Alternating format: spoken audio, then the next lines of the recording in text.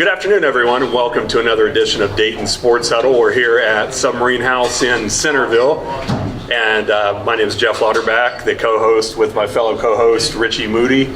And Richie, obviously, we've talked a lot about the importance of local sports and really the great athletes that have come through Dayton, and we have one here today, Mr. John Lumpkin. Thanks for joining us. Appreciate you guys having me. And I think the most interesting story that a lot of people will know about, but maybe some people don't, is John is one of the few Ohio State athletes to play both football and basketball at the same time, or during the same years. I imagine there has been maybe someone who played football 1 year and gave it up and played basketball, but you did it both for how many years? All 4 years. Missed one basketball season because I had a stress fracture in my foot, but one of 5 guys in the history of Ohio State athletics to do both for all 4 years. Yeah, and probably coming from small schools like we came from, playing 3 sports and then still continuing going 2 sports at Trotwood. What was that like, as far as academics, and then how did you probably had to be a master at efficiency and managing your time, right? No, time management was a big thing. And then, Trotwood, when I went there, we had like 1,200 students. It was a bigger school than what it is currently. We're down a couple hundred, but I had always played multiple sports. So from the time I was 5, 6 years old, I was playing a sport. It was always football season, then basketball season, then baseball season, and it all started over again. So it was nothing really different for me. Academic-wise, I graduated like a 3.8 GPA. So academics has always been first in our household. I still do the same thing with my kids. It's academics first. Sports is a privilege, not a right. You have to go to school, and just carry that over into Ohio State. It was a little more difficult in basketball in college because you play during the week and you might be in Minnesota or somewhere like that, so you had to take your schoolwork with you. But I was pretty good with time management. Yeah, I'll take the first tangent here, Jeff. But with doing multiple sports versus what the kids are doing now, and most of them are obviously focused on one. What's your opinion on that versus when we grew up, we played multiple sports? Well, I think you should play multiple sports because the sports help one another, and plus a lot of times people pigeonhole their kids and they're like, oh, they're going to be a basketball player. We don't know that. I think as a kid, you should play as many things as you can. Like some people are like, wow, why are they playing baseball? Well, baseball is great for hand-eye coordination. If you can hit a fastball, it's pretty much, you can do pretty much anything. Your footwork and stuff in soccer will help you for football. Toughness in football helps you for basketball. There's always something from the other sports that can help with the other one. So I think kids should play as many. I don't like that specialization of a kid at such a young age. And it's leading to so many injuries with baseball, Tommy John surgery, football, playing, especially down in Florida, states like that where you can play year-round, leads to a lot of other types of injuries. And it does, and it just doesn't make for a well-rounded kid. Most of the people that you see that are elite athletes, even at the next level, have played multiple sports. Everybody talks about, oh man, look at LeBron James, he basketball. He was an all-state football player. Allen Iverson, all-state football player. He played basketball. Guys play, they play multiple things. I don't think specializing helps as much as what people are playing into. Do you consider, because I've had several conversations with parents, I've obviously got younger kids as well as you, and a lot of the parents come back to me and they say, well, what about speed development? What about introducing them to weight training? What's your feelings on those? Well, speed development, learning how to run, I will say this, I wish that I would have learned how to run, more so than just being able to run and just being athletic. Like both my kids run track. But my wife was a track athlete, and they're both pretty good at it. But them learning how to run at a younger age, because I really didn't learn how to run, the difference between like running for distance versus running in sprints. It was just I used to get out there and run. Now as far as weight training goes, I think that kids should use body weight stuff for conditioning as they're younger, because as you're growing, you've got growth platelets and things that you can mess a kid up by lifting weights too soon. I think, me personally, I think 8th grade is when you should start doing some lighter things, because your body's just matured more. I mean, people are in such a rush with their kids to try to get them to that elite athlete stage, and sometimes they end up hindering them, and not because they're trying to. It's just everybody's trying to get an edge. Yeah. Now, when you were being recruited, what were some of the major schools that, in addition to Ohio State, that were recruiting you, and how difficult was it to choose or to have a school allow you to play both sports? Well, that essentially is what made my mind up to go, because I was able to play both. Both Randy Ayers and John Cooper were the ones recruiting me over at Ohio State. But pretty much all the Big Ten schools. No, it actually was all the Big Ten schools. Notre Dame. There were a couple schools from the SEC that were recruiting me. UCLA and USC. I could have gone to school just anywhere that I wanted to go. I mean, it just comes down to what fits you and your personality. I actually grew up and I liked Nebraska early on, but then I'm a tight end and they were running an option. That didn't make any sense. And then the other thing is I was always a Keith Byers fan. I grew up watching Keith Byers, and he was an Ohio State guy. So it was just, it's one of those things where, the guy that I watched when I was a little kid growing up, I get a chance to play, and it just worked out for me. When kids are making decisions, I tell them, we all have our allegiances and things that we like, schools we like, and where we went. But it's got to be the right fit for that kid and what they feel is best for them and their family. Yeah, it's kind of interesting. Quick story about I got offered to play a couple different sports in college. I decided to play baseball at Oklahoma State, and when I went out there for my orientation, the coach at the time, Pat Jones, came in right after Jimmy Johnson was out at Oklahoma State, and Pat was like, "Hey, we need a backup quarterback." And at that time, we had two defensive tackles that were about 6'2", 6'3", about 300 pounds, and I'm there. They're doing their fall practice, and I watched them hit that quarterback a couple times, and I said, "I'm good. I think I'll stick with baseball." So that's kind of what made up my mind. But I had obviously local here, UD, baseball and football, and Oklahoma State. They eventually said, "Hey, we like you as a punter too. You can try." I'm like, "No, I'm good," because the punters are set up as well. But the reason I say that story though is, were you just gung-ho about two sports from the get-go, and that was what you wanted to do, and that's what made your comfort zone, or? Well, I just been doing it all my life. Yeah. I was a. Why not? Why not some of the other sports? Why basketball and football? Well, those are the ones that I was the best. I was the best at moving forward. I mean, I was a Nike All-American in basketball, and I played back then before these Under Armour games stuff. I played in the North-South and the Big 33 games in football. So I was in the biggest, those were the two places where I was at the biggest stage. Played on some pretty good AAU teams around the country. Played with some good guys. We had a really good team out of here out of Dayton, like myself, like Andy McCullough, who also played NFL. He played down at Tennessee. We played on the same AAU team. I played with a team out of Columbus one time. Played with Samaki Walker. We played on a team together, so I was able to do that. And you go to the Big 33 games, a lot of my Ohio State teammates we played against Pennsylvania, but then we played against each other in the North-South game. So it was, it was what I was best at that point. It's probably because I stopped playing baseball. I was pretty good at baseball. My strike zone would have been ridiculous, being 6'8", but I was pretty good at that. But moving on, that's what made up in my mind.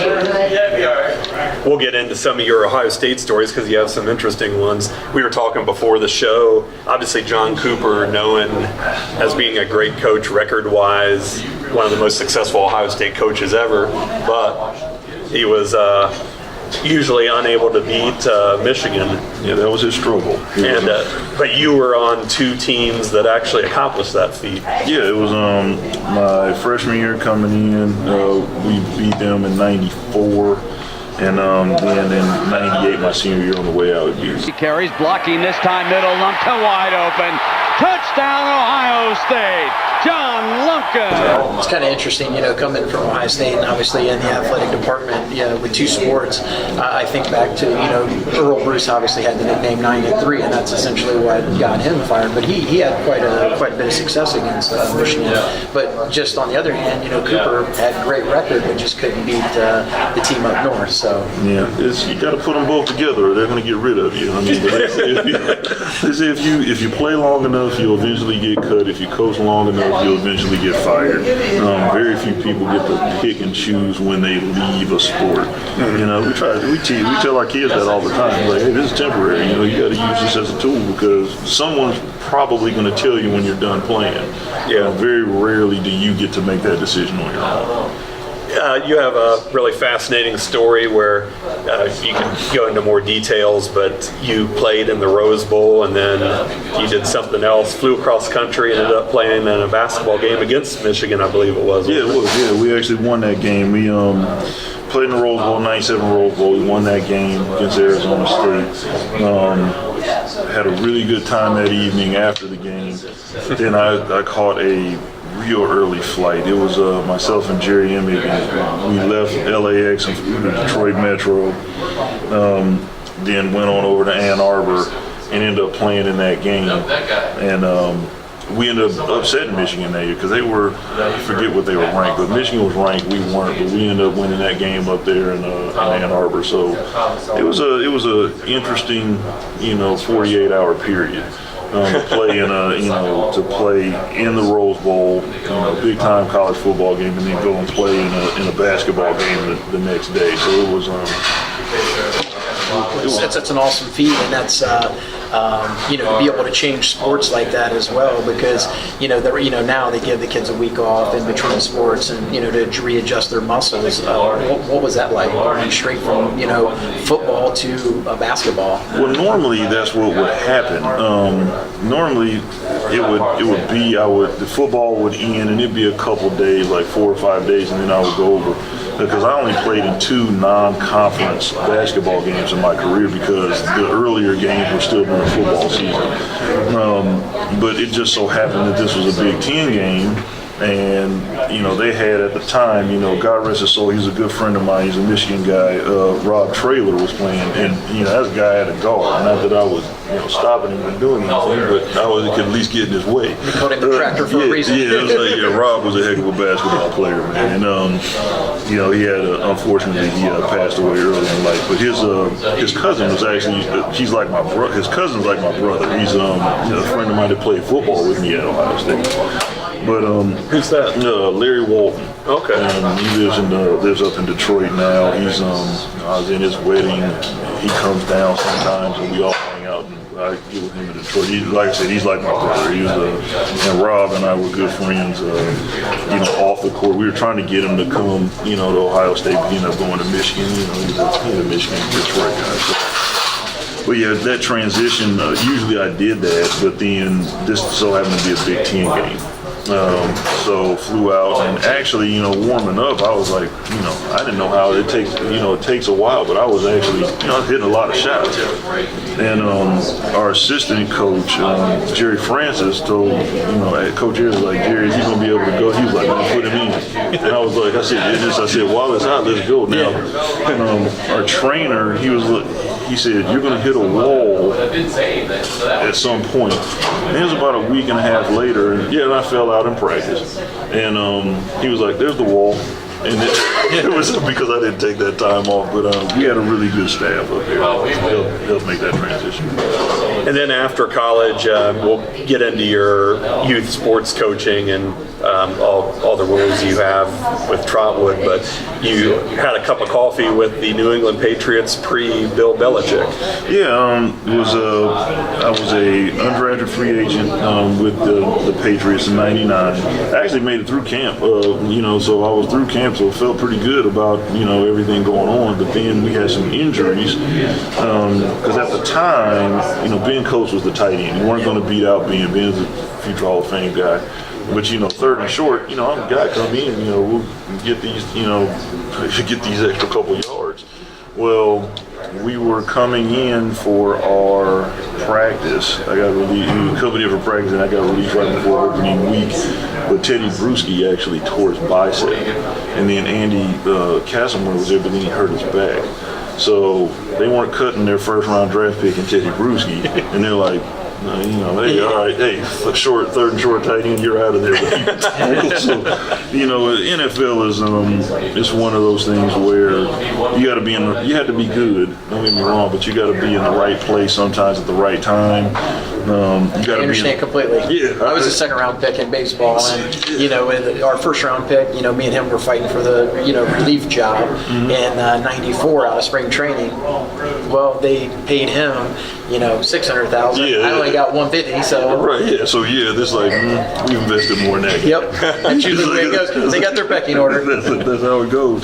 And I always tell young guys, I'm like, look, if you want to get cut early, because then you can get picked up somewhere else. When you get cut game week, and you're a rookie free agent, they're like, man, I don't have enough film on that guy. And but then you're fighting for a practice squad or nothing really. Then at that point, right? Yeah, and then did NFL Europe after that. NFL Europe was going on with Amsterdam Admirals. And, when things don't work out, and I have my degree and everything, and everything happens for a reason. And that's when I started off at State Farm, and then I was in Columbus, and then ended up back here and started doing some coaching and stuff like that. And you're a financial planner now? Yeah, I am. And for compliance reasons, we're not allowed to mention where they are. But right now, I'm a financial advisor for a firm here in Dayton. And then that's a good transition with talking about the importance of playing three sports, and you're now active in all three as a baseball, basketball, and football as a coach. Tell us a little bit about that, how you're involved in the Trotwood system. Well, we work real closely. My brother Aaron is actually the president of the Trotwood Wee Rams. And we work really closely with Jeff Graham and the program over there, so we can really be a feeder program into the high school system, just to build some continuity. And then we also use our youth sports to community build. We do a preseason tournament.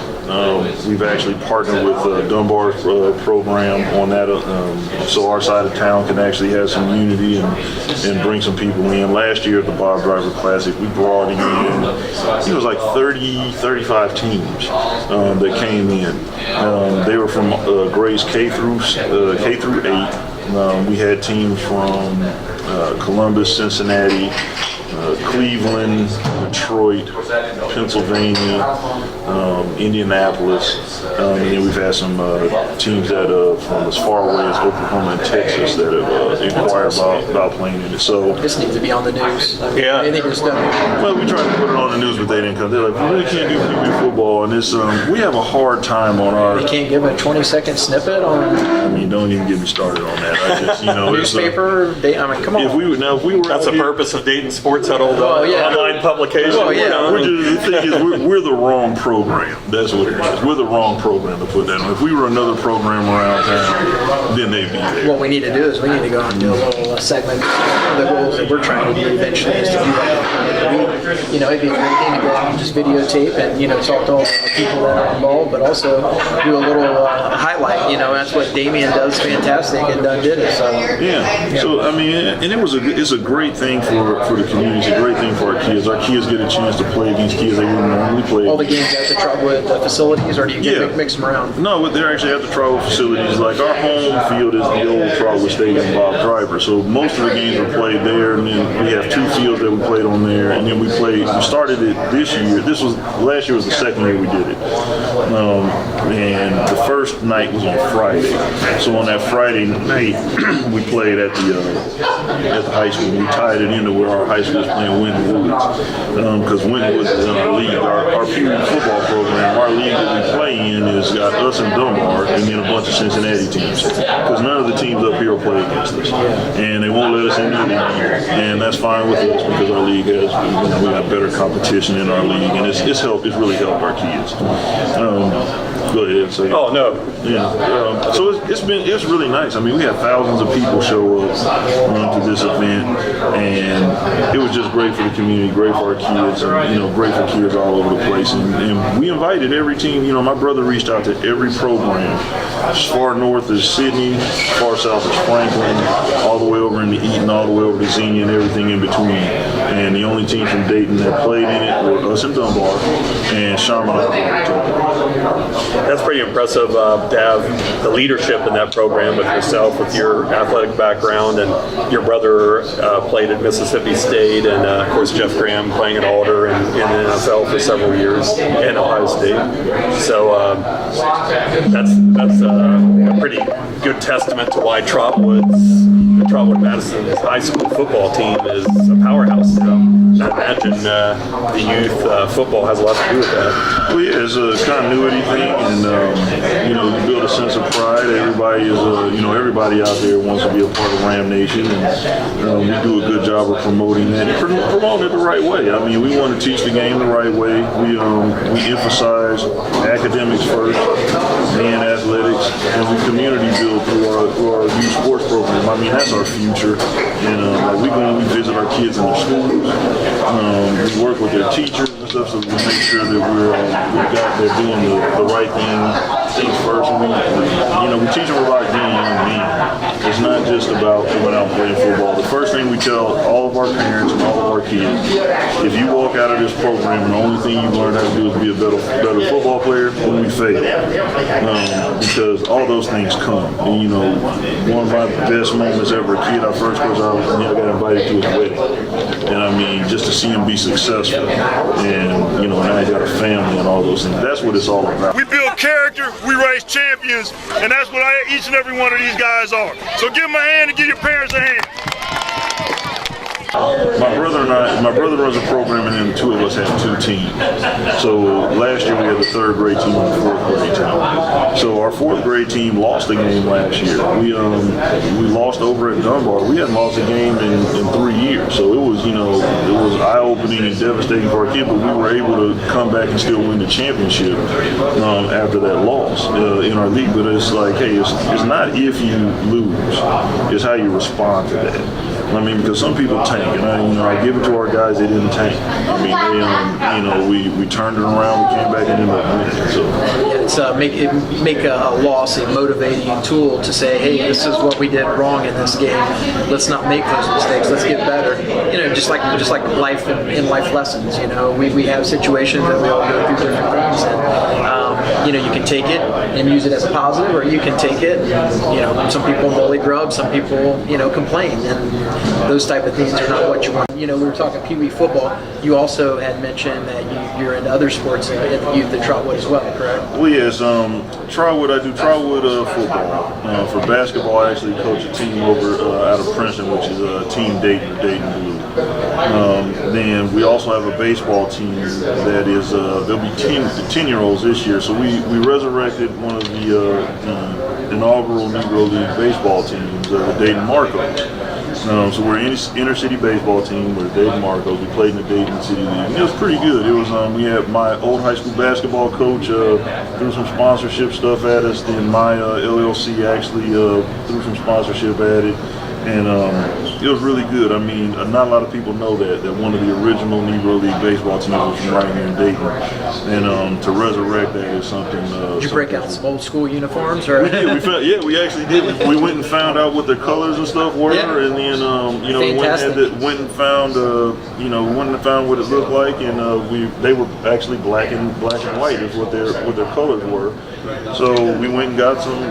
That's our uniforms. We looked just like how they did. We had the D on the helmet and all that stuff. So I like the names of those teams, because being a baseball, into baseball history. And I know the museums in Kansas City, the Negro Baseball Museum, and the Kansas City Monarchs. Yeah. And I know Indianapolis had a team that was. Indianapolis had a team. New York, Cleveland had several. Columbus had one. Birmingham, in a lot of places. I mean, but if you haven't had a chance to see that museum in Kansas City, it's really something. And it's they've done really well. And I want to go back because now they're actually putting some baseball fields behind it. And what's amazing about that, we're coming down to the final minute, but Jackie Robinson wasn't even remotely the best Oh no, yeah, he was. player in that league. There were several others who were better, but they thought he would be the best fit to handle all the derision that he was going to face. And that's just a fascinating part of maybe we could have you on again when you guys are playing in baseball season and maybe talk more about the history. That would be pretty fascinating. Way back to 1920, man. We brought it back in 2018, so it's almost 100 years later. Well, we're coming down to the final moments of the show. We appreciate you being on, John, and for being on, we'll be giving you a Submarine House gift certificate. Oh, well, that's Or awesome. gift card. You can't get mad at that. No, all the TVs, the great food here, great place to watch sports. So March Madness is coming up, and it looks like Ohio State might be in it. They might sneak in We it. might sneak in. We ain't gonna win it, but you never know. You get in the tournament, you never know. You just got to get hot at the right time. And is there any you have a presence with your youth sports on Facebook where someone can find more information? Yeah, you can actually go out. Trotwood We Rams actually has a site out there on Facebook, so you can also see that. And you can look us up if you just go out there and you Google John Lumpkin. You can get all of our contact information, and then we help you get in contact with our youth organization. Because we would love to have some local teams participate in some of our stuff. Because we really put on quality events and we know what we're doing, and it's good for kids everywhere. Okay. Well, we'll have you back on here in a few months, talk more, and appreciate your time. And thanks everyone for joining Dayton Sports Huddle. Be sure to visit us on Facebook, Dayton Sports Huddle, The Dish. Jermaine steps up in the pocket, dumps it to his big tight end who's across the 35. Touchdown, Ohio State. John Lumpkin, 41 yards, and the tight end puts the Buckeyes back ahead again.